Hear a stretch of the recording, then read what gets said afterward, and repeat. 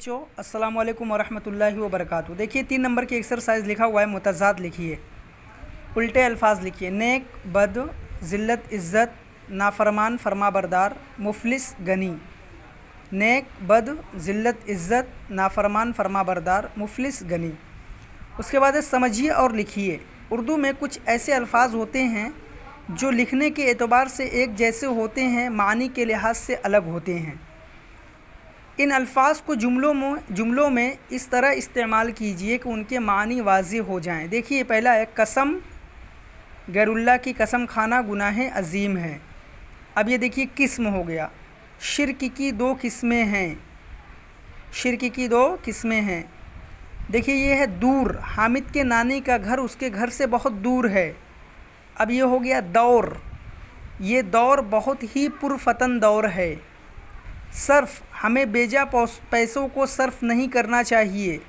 सिर्फ, आबिदा सिर्फ राशिदा के साथ ही स्कूल जाती है। ये तमाम वर्ड देखिए लिखने में एक जैसे हैं। उसके बाद है लौटा, आबिद देर शाम तक बाहर से खेल कर घर लौटा। लूटा, डाकू लोगों के मालो असबाब को लूटते हैं। पेट, कय्यूम को शाम से पेट में दर्द हो रहा है।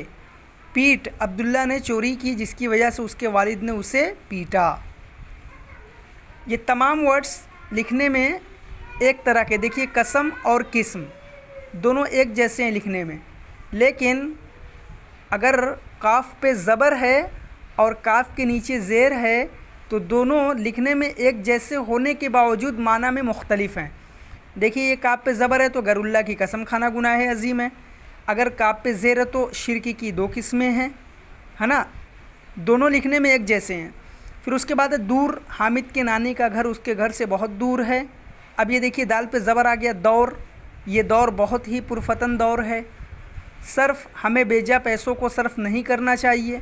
अब स्वाद के नीचे ज़ेर आ गया, सिर्फ, आबिदा सिर्फ राशिदा के साथ ही स्कूल जाती है। फिर उसके बाद है लौटा, लाम पे ज़बर है, आबिद देर शाम तक बाहर से खेल कर घर लौटा। अब लाम पे पेश आएगा लूटा, डाकू लोगों के मालो असबाब को लूटते हैं। उसके बाद है पेट, पा पे ज़बर है, कय्यूम को शाम से पेट में दर्द हो रहा है। अब पीट, पा के नीचे ज़ेर आ गया, अब्दुल्ला ने चोरी की जिसकी वजह से उसके वालिद ने उसे पीटा।